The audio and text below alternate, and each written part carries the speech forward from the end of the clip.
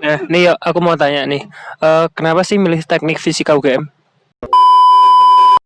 Halo guys, sebelum kalian memulai videonya, alangkah baiknya kalian tekan tombol subscribe di bawah dan nyalakan lonceng notifikasinya, oke?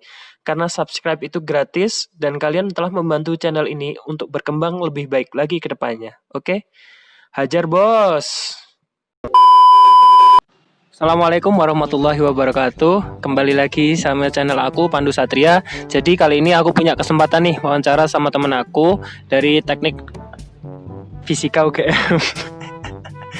Ya, dari teknik fisika UGM. Jadi teman-teman, buat kalian yang mungkin mau masuk teknik fisika UGM, mungkin bisa nih dengerin dengerin wawancara aku sama dia kayak gitu. Jadi, yuk perkenalan dulu dong. Oh ya. Perkenalkan. Aku itu. Nah, jadi buat kalian yang mau masuk teknik fisika UGM bisa dengerin nih wawancara aku sama dia mulai dari jalur masuknya, perjuangan dia sampai bisa berkuliah di teknik fisika UGM itu gimana. Ya langsung aja sih, itu aja. Ya mungkin nanti cerita-cerita selingan kehidupan di UGM dan di Jogja itu gimana. Oke teman-teman, langsung aja yuk perkenalan sama orangnya. Oh ya, sebelumnya jangan lupa klik tombol subscribe dan nyalakan lonceng notifikasinya ya. Langsung aja yuk. Yuk perkenalan dulu dong. Ya sebelumnya Assalamualaikum warahmatullahi wabarakatuh. Kenalkan, nama saya Nusda Widodo. Saya dari Teknik Fisika UGM tahun 2018. Mohon maaf sebelumnya saya pakai celana pendek karena habis eksiden. Jadi mohon dimaklumi ya. Tapi nggak apa-apa ya. Gak apa. Bisa jalan kan? Bisa. Kapan jalan? Nah, nih yuk, aku mau tanya nih, kenapa sih milih teknik fisika UGM? Kenapa milih teknik fisika UGM? Yang pertama, aku itu nyari dari peminatan instrumentasi dan kontrol. Karena kalau ngambil peminatan instrumentasi kontrol itu bisa nyabangnya kemana-mana itu, di industri bisa, terus kalau lapangan juga bisa, cuma lebih banyak dibutuhkannya di industri. Jadi aku milih teknik fisika karena peminatan instrumentasi dan kontrol itu sendiri. Ya, aku mau tanya dong, sebelumnya kamu milih teknik fisika UGM itu atas dasar keinginan dari diri kamu atau ada kayak apa ya, ada saran dari orang tua atau tekanan dari orang tua gitu? Kalau milih teknik fisika itu emang kan orang tua kan basicnya juga teknik ya. Jadi kebetulan orang tua itu juga ngambil di elektro dan peminatannya di instrumentasi kontrol.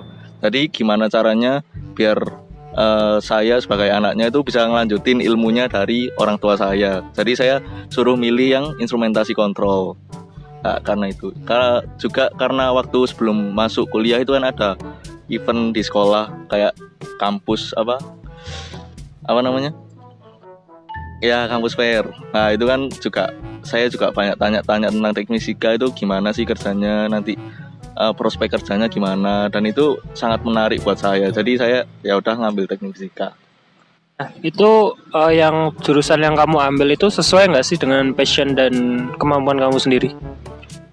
Kalau dibilang sesuai dengan passion, ya sangat sesuai karena saya suka banget sama pelajaran fisika dari SD, SMP, SMA itu saya paling suka sama fisika yang berbau-bau sama fisika. Jadi ya sesuai passion hitungannya. Ya oke itu teman-teman, mau tanya juga nih yuk, ketika kamu milih teknik fisika, kamu dan dinyatakan diterima di UGM itu kamu masuk lewat jalur SNM, SBM atau UTUL? SBMPTN.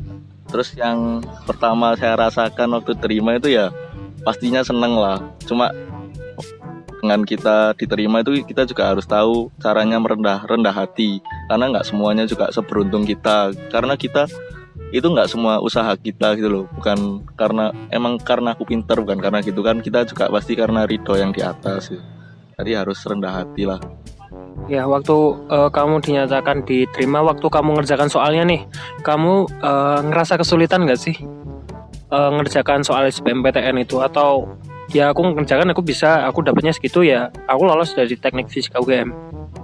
Kalau waktu ngerjain soal SPM itu saya optimis banget, karena kan waktu itu penilaiannya itu kalau nggak salah, misalnya kita ngambil jurusan teknik fisika lah, yang misalnya nilai kita tinggi banget di fisika itu buat masuknya itu lebih gampang gitu loh. Jadi lebih ke nilai fisikanya. Jadi waktu itu SPM itu saya ngerjain mata pelajaran fisika itu benar-benar kayak bisa ini. Terus habis itu sudah selesai SPM, saya nyocokin sama anak sebelah saya. Anaknya itu juga kebetulan anak yang pinter lah, bisa dibilang pinter. Itu terus juga saya banyak samanya. Terus dari situ saya kayak optimis, kayak insya Allah ini bisa. Nah, kalau kamu kan udah dinyatakan keterima tuh, otomatis daftar ulang gitu itu kan kamu kan juga harus ke Jogja. Nah, otomatis kamu ketika di Jogja ke departemenmu dong. Nah, fasilitas yang ada di departemenmu itu apa aja sih? Yang menonjolkan teknik fisikanya maksud? Kalau yang menonjolkan itu lebih ke labnya, karena di sana itu kan misalnya saya menjurus ke instrumentasi kontrol, di situ juga saya baru lihat lab sensor itu gimana, lab instrumentasi yang mengarah ke listrik. Sebenarnya instrumentasi itu hampir sama kayak elektro gitu secara umum. Cuma kalau di teknik fisika itu ada sensornya. Misalnya anak elektro yang membuat listriknya dari suatu robot di industri. Kita yang bagian kontrol, pakai sensor. Lah itu di situ labnya itu benar-benar kayak lengkap gitu. Dan itu kayak hal baru pertama kali lihat itu, kayak seneng banget. Terus habis itu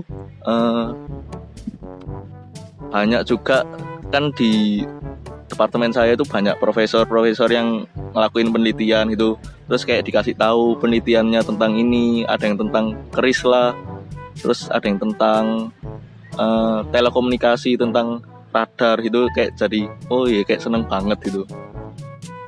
Terus juga di teknik fisika itu banyak lebih mengarah ke energi terbarukan, renewable energy lah. Di situ kita bisa lihat kalau sebenarnya listrik itu bisa dihasilkan dari sumber daya apapun, dari air lah, dari uap, gas, dari surya, yang tidak sumber daya yang bisa diperbarui itu sebenarnya bisa dimanfaatkan semua buat listrik gitu. Kalau mau ini aku mau tanya nih, untuk semester satunya itu mata kuliah yang menurut kamu susah itu apa sih? Biasanya yang sering ditanyakan sama yang mau masuk ke suatu jurusan gitu, mata kuliah yang susah apa sih Kak setiap semesternya? Ya ini aku tanya semester 1 dulu sih. Semester 1 tuh susah nggak sih ngejalaninya, atau praktikumnya susah kayak atau apa ya? Kalau untuk praktikumnya sih nggak susah, soalnya masih praktikum mata kuliah umum kayak kimia dasar, fisika dasar, dan itu semua teknik tuh pasti juga dapat itu. Terus kalau untuk matkulnya sendiri itu saya sih ngerasa kesulitan itu di kalkulus elementer. Itu ya kayak hitungannya matematika teknik lah. Itu ya kayak integral sebenarnya gampang sih, cuma karena dosennya mungkin kurang jelasinnya kurang jelas lah, karena rata-rata di teknik fisika itu dosennya udah sepuh-sepuh, jadi ya jelasinnya kurang upward it lah gitu. Kalau praktikumnya apa di semester 1? Praktikumnya semester 1 ada kimia dasar sama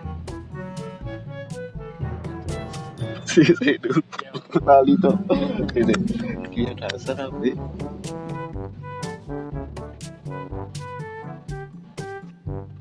Iya. Iya. Nah, nih mau tanya untuk semester 2-nya tuh gimana sih kendalanya?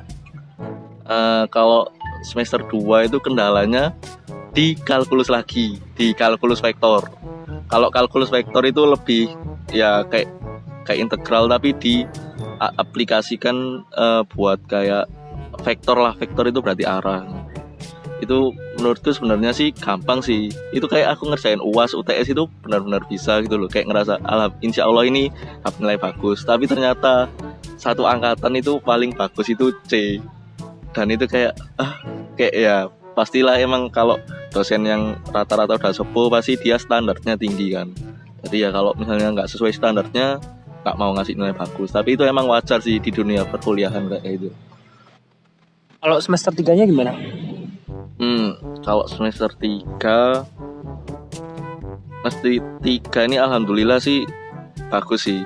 Jadi kayak kan kalau semester pertama itu masih awal-awal gitu loh. Kayak semester 1, 2 tuh awal-awal, kayak misalnya aku nggak suka kimia, tapi itu emang dasar itu dapat kimia, namanya teknik fisika tetap ada kimia gitu. Kalau udah semester 3 ini mulai menjurus mata kuliahnya itu. Jadi kayak ya ini passionku, aku nemu passion, jadi kayak jalan terus itu. Jadi kayak kesulitan nggak ada sih kalau kesulitan. Kalau praktikumnya semester 3 susah nggak? Oh, praktikum semester 3 itu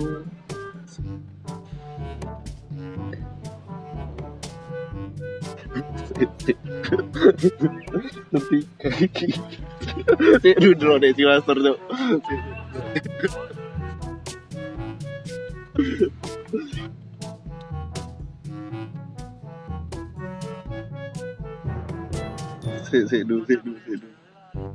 Cok semester telu cok.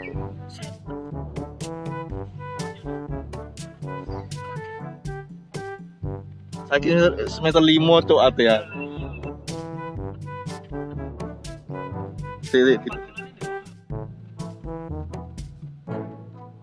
Justru iku ndek omah tok cok.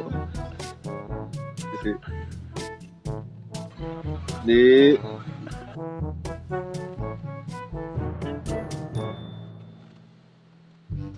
itu not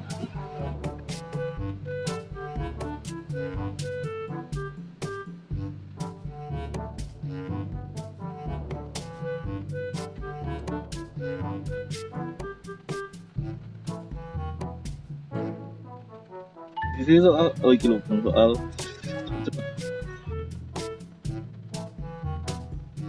ya semester 3. Oh, programan komputer. Ya, itu. Terus.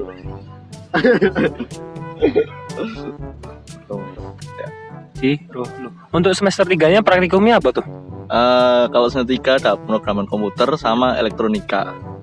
Kalau pemrograman komputer itu lebih ke ngoding. Kebetulan kalau di fisika pakainya pakai Python. Terus kalau elektronika itu lebih ke kayak rangkaian listrik lah. Ya mau tanya, kalau yang baru ini kan semester 4, gimana kamu tuh belajar secara daring gitu kan? Itu gimana sih kesulitan ketika belajar teknik fisika secara daring? Kalau menurutku daring itu sangat kurang efektif ya. Apalagi kalau misalnya kita dari rumah terus buka laptop, itu kan benar-benar kayak kita bisa ngapain aja, misalnya sambil makan lah, entah sambil tidur lah, itu kayak benar-benar nggak menghormatin dosennya gitu loh. Dan itu pasti banyak yang kayak gitu. Terus di balik itu kayak materi dari dosen buat disalurkan ke mahasiswa itu sangat kurang dapat dipahami. Soalnya itu medianya itu ya cuma media elektronik, bukan yang kayak basic bisa langsung tanya jawab, terus kita bertanya dijawab di papan tulis gitu, jelasin kan enak. Kalau misalnya lewat online daring gitu kan jadi kayak medianya ya cuma PPT, kalau nggak buku. Jadi kita itu lebih sering disuruh belajar sendiri. Jadi kayak kurang efektif banget kalau buat daring. Oh ya, buat semester 4-nya itu kamu ada praktikum nggak? Kalau praktikumnya apakah dilaksanakan secara online atau gimana? Atau ditunda praktikumnya? Kalau di jurusanku sih ditunda semester 4 ini. Jadi semester 4 kemarin itu benar-benar nggak ada praktikum. Praktikum rencananya itu setelah corona, terus ditaruh di akhir. Awalnya kayak gitu. Kan semester 4 akhir sekitar bulan Mei. Lah niatnya Mei ditaruh di akhir praktikum full. Ternyata belum selesai corona. Ya niatnya ditaruh di ajaran baru. Berarti nambah di SKS berikutnya. Kalau misalkan SKS-nya nggak nutup, praktikumnya nggak diambil? Kalau itu sih jadi kan praktikum tadi nggak sempat dilaksanakan, terus habis itu mau dilaksanakan SP. Jadi setelah kamu kuliah itu nanti kan ada libur pasti. Liburnya itu dibuat full praktikum. Jadi bisa jadi nggak harus nambah SKS, cuma kita ikut SP itu sendiri. Ya, mau tanya dong. Itu kan kamu kuliah tinggal sisa 2 tahun lagi nih. 2 tahun ke depan itu di teknik fisika ngapain? Kalau Atau ada penjurusan gitu-gitu? ya kalau di teknik fisika itu penjurusannya ada ya yang saya sebutin tadi, instrumentasi kontrol, terus ada renewable energy, energi terbarukan, terus ada fisika bangunan, itu fisika bangunan, terus ada akustik, udah itu. Oke, yuk mau tanya dong. Prospek teknik fisika ke depannya gimana? Di pekerjaan dunia dunia pekerjaan. Kalau saya dengar dari alumni teknik fisika UGM ya, itu kalau misalnya kita di sebuah industri itu kan pasti kita ketemu sama kayak anak teknik mesin, anak teknik elektro, ada anak teknik fisika lah. Anak teknik fisika ini kayak dia itu posisinya di atas mereka karena dia menyebatani ilmu dari teknik elektro sama teknik mesin. Jadi kita tuh paham masalahnya di teknik elektro apa, di teknik mesin apa, terus akhirnya kita gabungin dari solusinya. Jadi kita itu lebih paham dasar-dasarnya elektro sama mesin. Jadi kita posisinya di atasnya. Terus kalau misalnya di dunia pertambangan ya kita juga bisa masuk. Kita tuh bagian sistem pengukuran.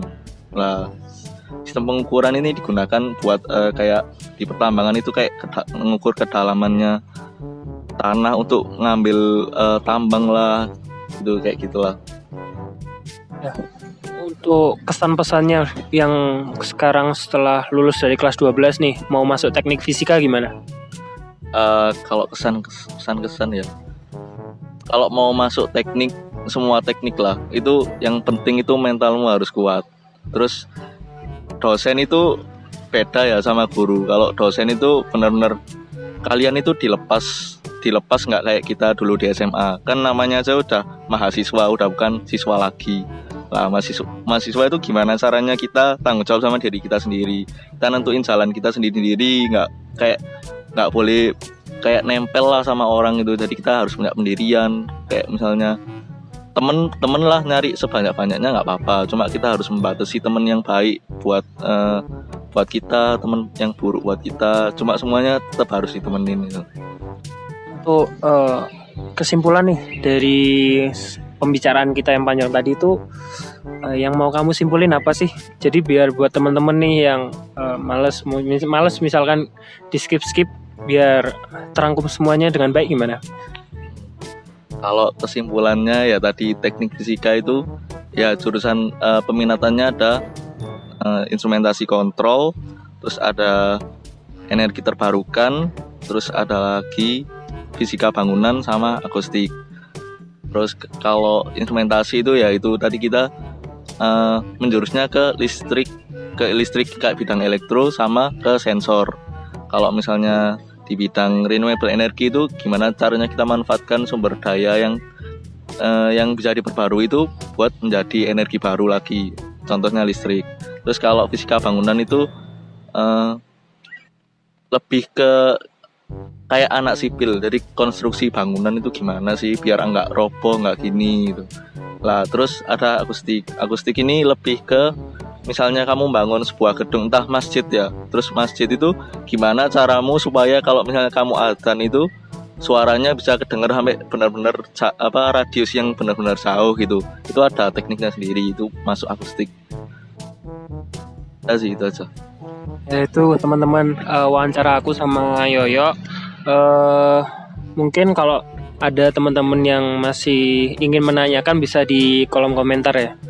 Boleh kan, Yuk? Ya, boleh. Nanti kita bantu jawab. Apa lagi ya? Udah. Mungkin ada yang mau disampaikan lagi? Enggak, cukup kok, cukup. Nah, sekian wawancara aku sama Yoyo. Kurang lebihnya mohon maaf. Kami pamit undur diri. Wassalamualaikum warahmatullahi wabarakatuh. See you on next video teman-teman. Dadah.